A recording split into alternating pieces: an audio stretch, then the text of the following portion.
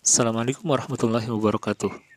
Ini adalah video yang keempat untuk materi strategi unit bisnis dengan bahasan strategi generik, strategi kepemimpinan biaya terfokus, dan diferensiasi terfokus.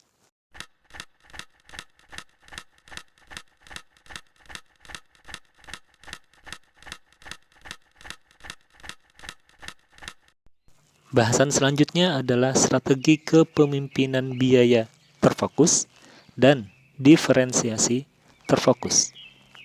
Pada dua strategi sebelumnya, yaitu strategi kepemimpinan biaya dan strategi diferensiasi, ini fokus pada elemen pertama dari apa yang sudah dijelaskan oleh Michael Porter, atau dimensi apa sih sumber keunggulan kompetitif perusahaan? Apakah dari segi biaya atau suatu keunikan? Nah, ketika fokusnya pada dimensi pertama, maka ada strategi kepemimpinan biaya dan diferensiasi. Sementara ketika fokus pertamanya adalah dimensi yang kedua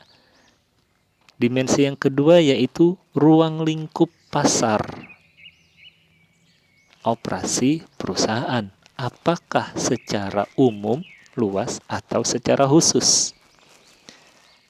Nah, ketika yang pertama tadi itu dia menargetkan pelanggannya secara umum.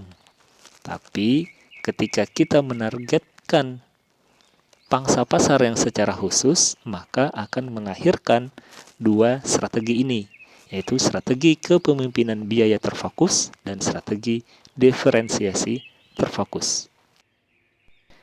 Ringkasnya gini, ketika kita memikirkan suatu strategi dengan berfokus pada dimensi pertama, yaitu dimensi apa sih keunggulan kompetitif perusahaan, apakah harga atau keunikan. Kemudian dengan menargetkan pelanggan umum, maka ada dua strategi. Strategi kepemimpinan biaya dan strategi diferensiasi yang sudah kita bahas.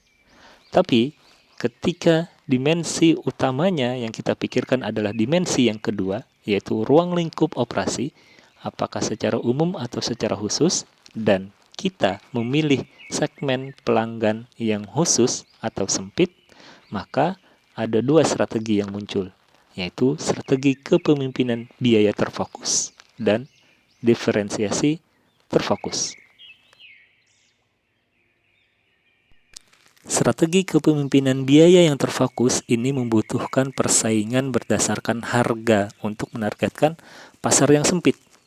Nah, perusahaan yang menggunakan strategi ini tidak selalu menekan harga terendah. Maksudnya tidak selalu menargetkan harga yang terendah di lingkungan industrinya atau dibandingkan dengan perusahaan lain. Tetapi dia menetapkan harga yang rendah relatif terhadap perusahaan lain untuk bersaing pada pasar sasaran yang sempit, pasar sasaran yang khusus. Pasar dengan sasaran yang khusus atau sempit itu kayak gimana? Contohnya adalah misal ada produk yang diciptakan khusus untuk ibu hamil misalnya. Artinya segmentasinya adalah segmentasi khusus untuk ibu-ibu hamil. Terbatas dan sempit untuk ibu hamil. Misalnya adalah perusahaan catering untuk menyediakan makanan untuk ibu hamil.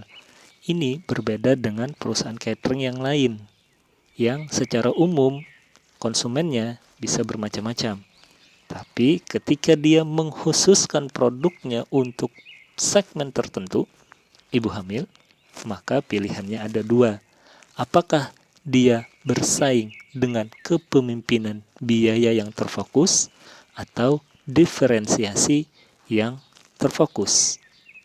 Strategi kepemimpinan biaya yang terfokus ini menetapkan harga yang lebih murah dibandingkan dengan yang sejenis, dibandingkan dengan produk-produk yang hampir sejenis. Bisa jadi hampir sejenis. Contohnya tadi, catering untuk ibu-ibu hamil. Ketika dia berfokus untuk mengurangi biaya, maka strategi ini adalah strategi kepemimpinan biaya terfokus. Tapi ketika dia berfokus pada keunikan atau fitur-fitur unik untuk memenuhi permintaan pasar yang sempit, untuk memenuhi permintaan ibu-ibu hamil, maka dia berfokus maka strateginya adalah strategi diferensiasi terfokus. Jadi, segmennya dulu, sempit atau tidak. Ketika itu sempit, pilihannya dua. Mau mengurangi keunggulan biayanya atau mau memaksimalkan keunikannya. Artinya, dimensi yang kedua dulu, baru dimensi yang pertama. Dimensi pertama adalah luas sempitnya dulu, pasarnya. Ketika kita tentukan pasarnya pasar yang sempit, maka yang kedua, dimensi yang kedua, apa keunggulannya? Apakah harga yang relatif murah atau keunikan yang kita tawarkan kepada pelanggan?